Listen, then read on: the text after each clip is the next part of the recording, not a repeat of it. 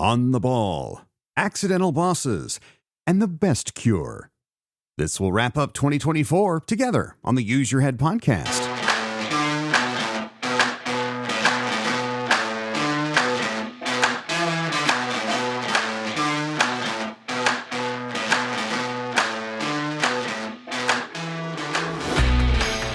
Warm New Year's greetings to you from me. I'm John McClain, and this is the final Use Your Head podcast for 2024. Happy New Year. As I speak to you, it is just afternoon on New Year's Eve here in Dallas. Great to have you with us. 3 final topics for the year as we wrap up season 1. I'm going to be ultra creative in the podcast, and we're just going to start season 2 in 2025. I guess that's okay. There's no rules in podcasting. That's the best part about it.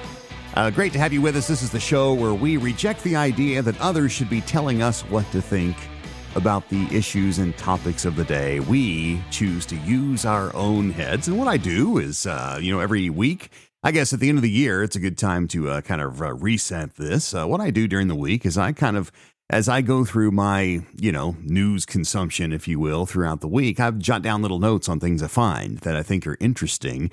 And I am especially keen on things where authors or experts, government officials, whatever, try to steer me in a direction that doesn't make sense to me. My little red flag goes off. I go, wait a minute, that doesn't figure out right. And then sometimes I decide, oh, you know what? Yeah, I guess that does make sense. But the point is, I take the time to intentionally use my head and analyze things for myself, avoiding the trap of, lazing down the easy river, flopped over an inner tube and just going with the flow.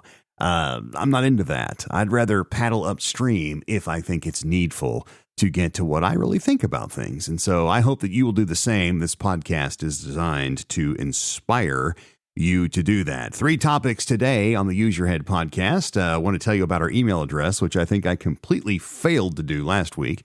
It is john@useyourheadpodcast.com. I'd love to hear from you, whatever you have, whether it's a show topic suggestion, a reaction to something I said or didn't say, or maybe even an audio clip of you asking a question or making a comment. It's all welcome anytime.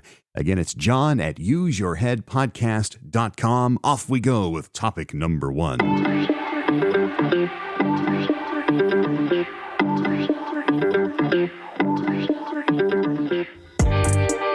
Topic number 1, we're calling On the Ball.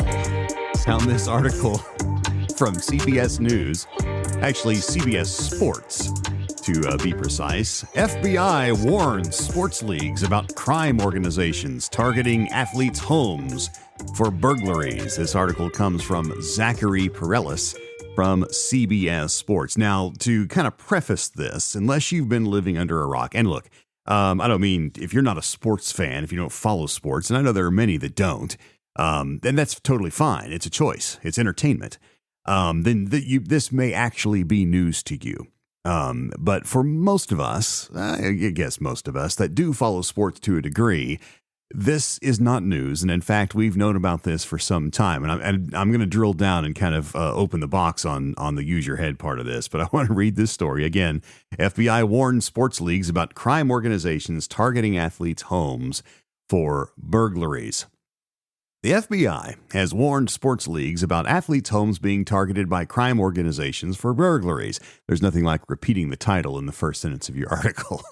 Anyway, moving on. The warning, delivered by a liaison information report obtained by ABC News, comes after a rash of high-profile athletes have been the victim of said crimes, with Maverick star Luka Doncic being the latest example. About $30,000 of jewelry was stolen from his house Friday night, per a police report. These homes are targeted for burglary due to the perception that they may have high-end goods like designer handbags, jewelry, watches, and cash, the report says. Duh. Moving on, the report also states that these theft groups allegedly targeted 9 professional athletes' homes between September and November. That number includes the residences of Chiefs stars Patrick Mahomes and Travis Kelce, which were reportedly burgled earlier in the NFL season. Furthermore, Bengals star Joe Burrow was reportedly a victim of a similar crime in early December. The FBI does not refer to any athletes by name in the report, but Timberwolves guard Mike Conley and Bucks forward Bobby Portis have had their houses burglarized during the aforementioned span, per reports. The FBI says that organized theft groups from South America conduct surveillance ahead of time to prepare for those burglaries and collect public information and social media data to identify potential targets, day-to-day patterns. These groups often know where valuable items are kept in the homes.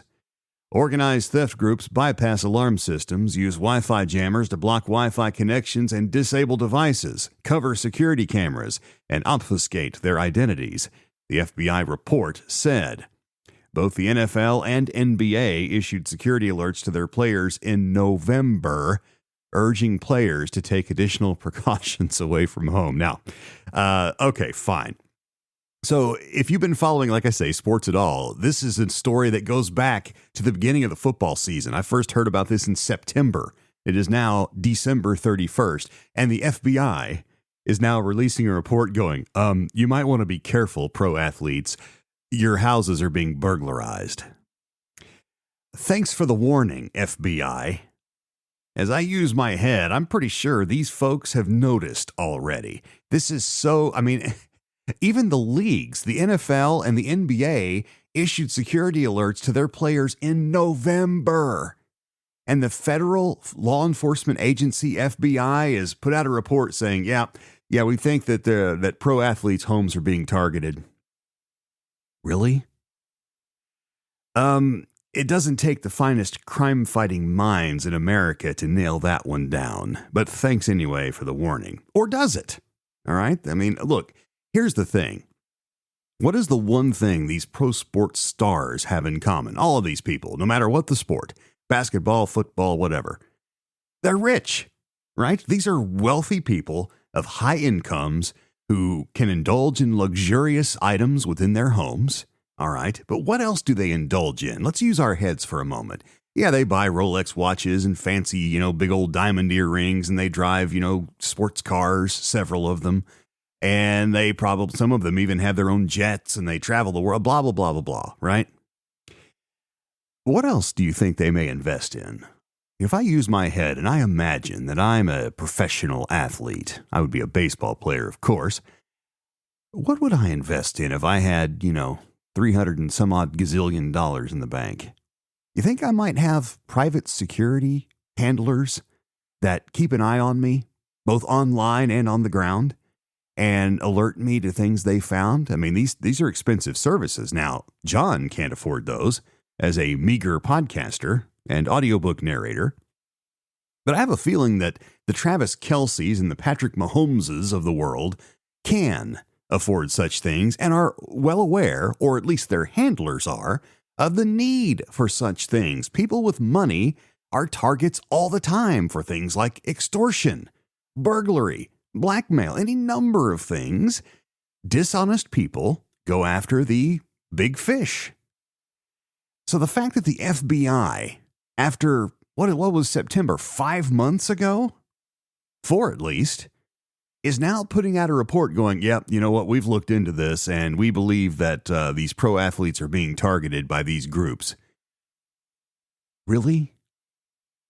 This is a classic example of slamming the gate shut after the horse is long gone. And the FBI's gotten beat up a lot, over the past year or so, and I think in many cases, justifiably so. Now, in fairness, some of that may be people piling on. That's what we tend to do, right? We love to kick people when they're down, unfortunately. On the other hand, the FBI has this coming because they've done some boneheaded things. And they're not alone. A lot of federal law enforcement has struggled with this, but I just thought, this big report, there's people, they're going to disable your alarm. Well, I'm pretty sure the insurance companies that are footing the bill for these theft losses are well aware that the alarm system was bypassed somehow. None of this is news, FBI, and your warning is laughable. Everyone that's going to see this, every sports fan who heard this story on ESPN or whatever back in October or earlier, when these burglaries started to become a thing, And now the FBI is coming out with this big report warning athletes, hey, you know what? You might want to take some steps. Keep an eye out. They're watching you, you rich athletes. Thanks anyway, FBI. I think you can now close the gate.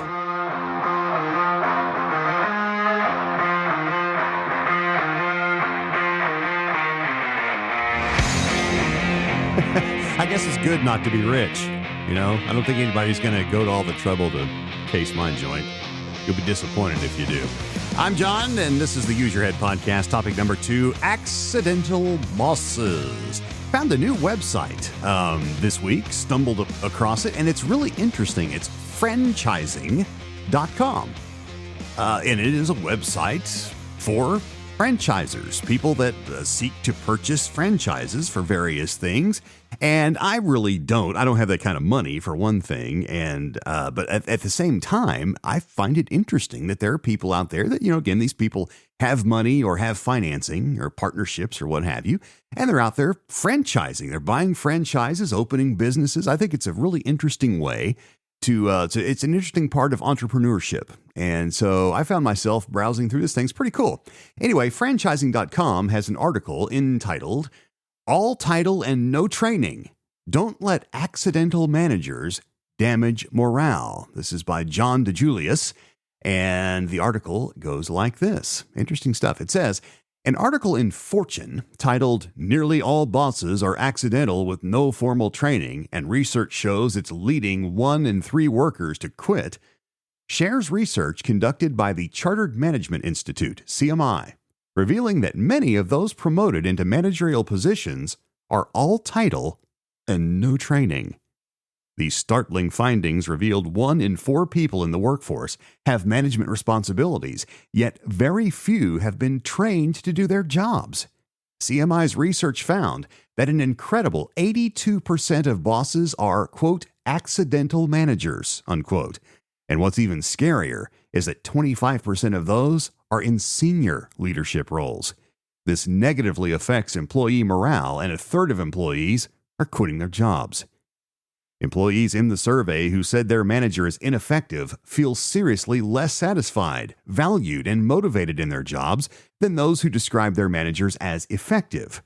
In addition, 50% of employees who reported being unhappy with their manager said they plan to quit within the next year.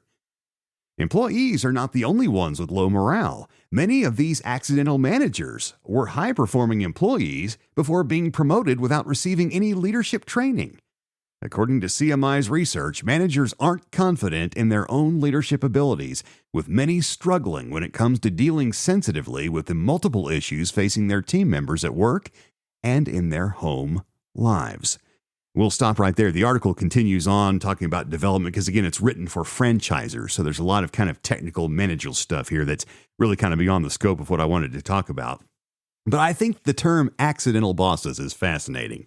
When I use my head, I wonder, and this was the first thing, I read the first 2 or 3 sentences of this article, and this thought came to me. Is this truly an accident in all cases, though? I mean, think, what is an accident, right? You look down at your cell phone, boop, rear end the guy in front of you. Accident. Could have been prevented. Should have been prevented, but it wasn't. It was an accident. And then there are other types of cosmic accidents, things that just happen and it's nobody's fault. I wonder, however, if there's something else going on here. All right. And here's the thought that came to me. And this is a little on the sensitive side. So if you disagree, please tell me so at john@useyourheadpodcast.com. I'm not trying to trigger anyone. But here's what I thought about. Have we not worked? I'm talking about our society, our culture. Have we not worked for a while now to all but abandon meritocracy in promotions, opting instead for more, shall we say, touchy-feely criteria? In other words, for some time now, meritocracy, and what I mean by that is promoting by merit. Hey, you know what? You are a crackerjack employee. You have proven that you're dependable and honest and have integrity and you're smart. We're going to, move you into a management type scenario. and we're going to train you to do that. Now, an asterisk on this discussion, and the article does allude to this, that, there's a lot of managers out there saying, hey, listen, it's not our fault. We were promoted and not trained.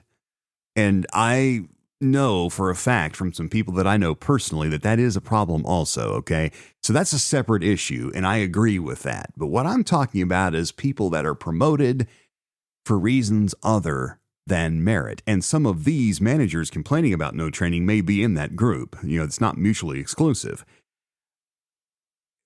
Could this, because meritocracy is not fair, right? Because we have quotas in our society now. You know what I'm talking about. We have quotas with everything that the equal opportunity, employment people say we have to have quotas. You got to have so many of everyone. Otherwise, it's not fair. Otherwise, it's discriminatory. And meritocracy, in many cases, is considered racially insensitive or outright racist. So we're going to move that way, way down on the scale and think of all these other touchy-feely categories in pushing leaders up so that everything looks copacetic. Okay? This whole inclusion idea, which, by the way, is antithetic to merit in many cases. Not saying that it's wrong to try to include, to have all this diversity, but if merit comes after that, we should not be surprised by issues like the one this article is pointing out. Could this, in fact, be the cause of these accidents? Going back to the car analogy, if I'm driving, how many times has it been banged into my head not to drive distracted? If I look down at my phone at the wrong moment and rear end the guy in front of me, that's an accident. And it's going to be treated as one by the insurance company when the claim is filed, and you're probably going to get a ticket from the police because you're at fault for failure to control your vehicle. All this other stuff, but it's an accident. But is it really? What I'm driving at is yes, there is a difference between me purposely rear-ending someone because I'm a jerk and looking down at my phone and, I knew better, oh no, and you hit someone. There are different levels of accidents, different preventabilities, if you will, in accidents. And I think that this accidental boss thing, which is a serious problem. We've talked many times on this podcast about attrition and turnover. And, my poor wife, the company, she constantly has trouble getting people to stay long enough. It's a constant training new people thing. And it's like one step forward, two steps back all the time. And this happens all over the corporate world. And it's frustrating for managers. When we're promoting based upon things other than merit, I don't think that's an accidental manager. Okay? Now, in big companies, sometimes the ball gets dropped, and yes, somebody that's promoted on merit, but somehow a memo gets missed and they don't get the training they need, then yes, I would say that would be an accidental manager. But a lot of this stuff, I'm telling you, I just using my head and knowing how things are in the corporate culture today, I'm not sure that these management scenarios are totally accidents.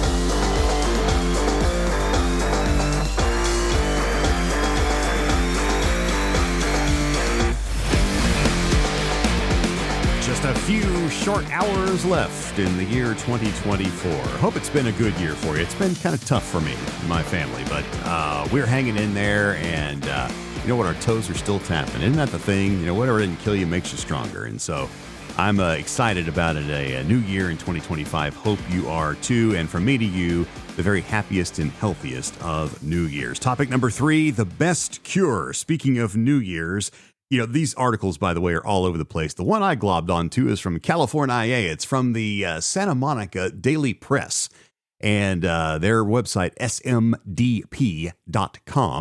With seasonal celebrations in full swing, bartenders share their best hangover cures, written by Scott Snowden. Here's what the article says. With hard partying comes hard hangovers, and the holiday season is probably the most problematic time of the year, with celebrations in full swing for Thanksgiving, Christmas, Hanukkah, Day of the Virgin of Guadalupe, and every other religious-linked occasion, plus, of course, New Year, all within a teeny-tiny 5-week window. Medically speaking, a hangover refers to a set of symptoms that occur as a consequence of drinking too much. Typical symptoms include fatigue, weakness, thirst, headache, muscle ache, nausea, stomach pain, vertigo, sensitivity to light and sound, anxiety, irritability, sweating, and increased blood pressure. A hangover can vary from person to person, and it's largely dictated by what you chose to consume the previous night. And how much, of course. All right, we're going to time out here. We'll go back to the article in just a second. So this list of symptoms kind of made me chuckle because it reminded me of these drug commercials when they're talking about side effects. And it's like, oh, man, this is terrible. The disease sounds better than the cure. Okay, so I just wanted to bring that up, that there's all these terrible symptoms. All right, back to the article. According to the National Institute on Alcohol Abuse and Alcoholism, a number of factors can contribute to hangovers, including poor sleep, gastrointestinal irritation, inflammation, acetaldehyde exposure. Sorry, scientists, if I mispronounced that. It's not important to what we're talking about. And dehydration. However, for some, the right cure can be equally psychological in addition to physiological, and with the exception of a trained medical technician, the only other person who is qualified to hand out guidance on hangover cures is a professional bartender. They are, after all, omnipotent. So the Daily Press went out in search of the best advice possible in preparation for the hard partying ahead.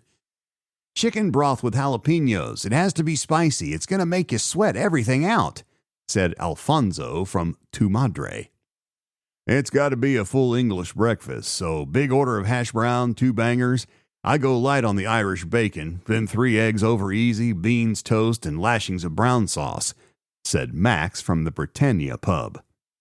Black coffee, and then maybe French toast with a berry combo on top. Bacon, sausage, and then honestly a shot of mezcal and maybe an orange juice, said Sonny from the Misfit Bar and Restaurant. All right, we're going to stop there. There's more, but you get the idea.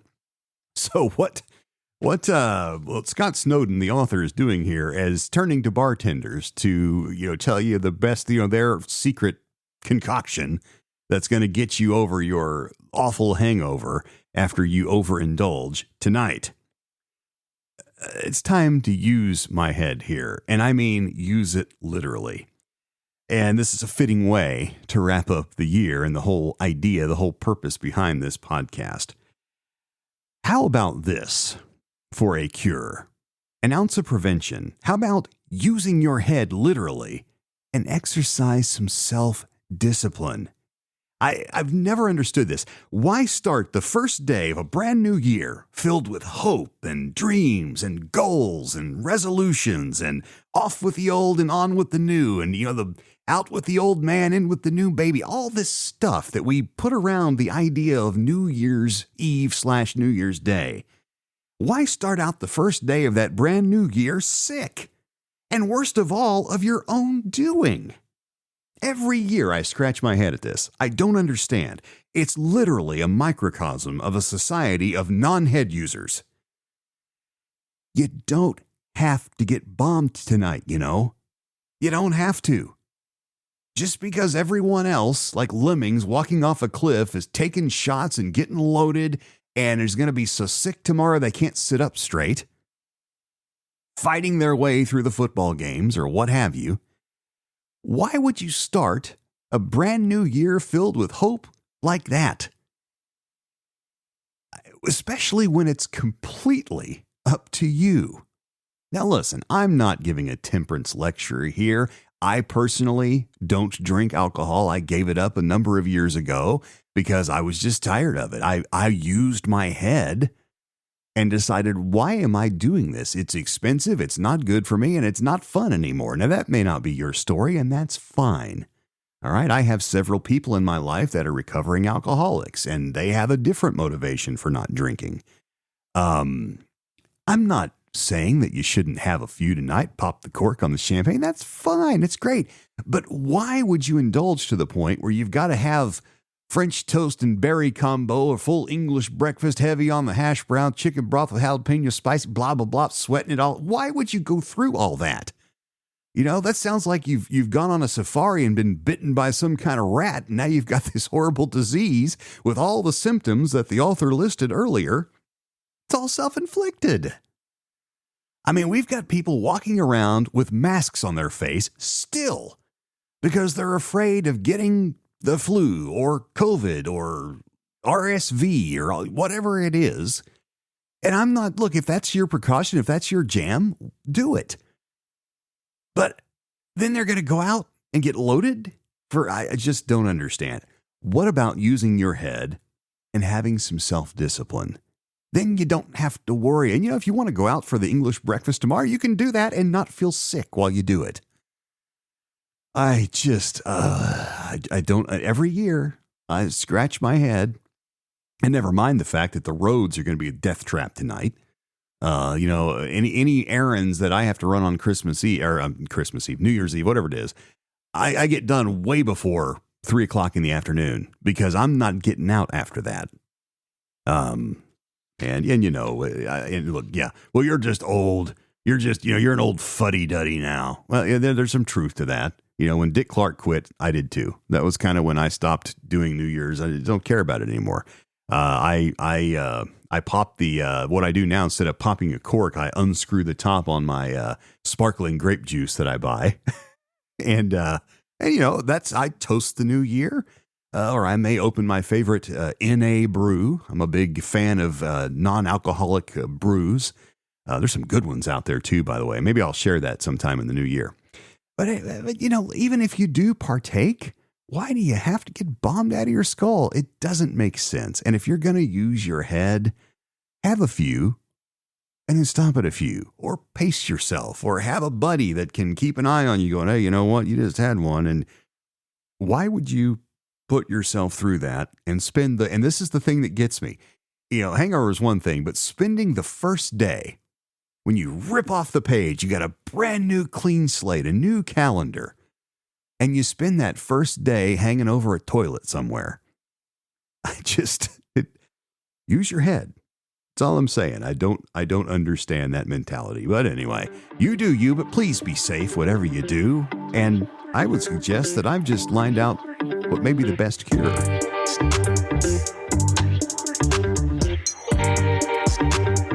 Well, as we wrap up a new year, I don't want to say goodbye without thanking you. We started this podcast not so long ago, and if you're new, this was actually a podcast that was born out of a different podcast that's still out there but no longer being added to, called The Audiobook Trail, and many of you have come over from that show, and I appreciate it very, very much, but I want to say thank you. There are literally a gazillion podcasts out there, and most of them are quite good and quite interesting and unique. And they're all free. And so unless you choose to give, which is, is a nice thing to do, but, it's an amazing time we live in where all this content is literally in our pocket anytime we want. And it's great. And the fact that you have made the Use Your Head podcast part of your choices, even if you just listen occasionally, I cannot express how awesome that is and how grateful I am for you listening to me blather on for 30 minutes. Every week is pretty special. So I wanted to say thank you before we wrap up for the year and for the season. Also, I'd be remiss if I didn't say a little something about President Jimmy Carter, who passed away at the age of 100. He is the oldest living U.S. president. No one made it to his age until him. And of course, President Carter has been in very poor health for some time, but he's been alive. And now he has finally gone on to his reward. I have memories of President Carter. He is the second president that I remember. I remember barely President Ford. I was pretty young then. But I do remember President Ford for his golf slacks that he always wore, those plaid 70s polyester slacks, which was the thing in the mid-70s. And I remember President Carter for a couple of things. And look, one-term president, people beat up on Jimmy pretty bad.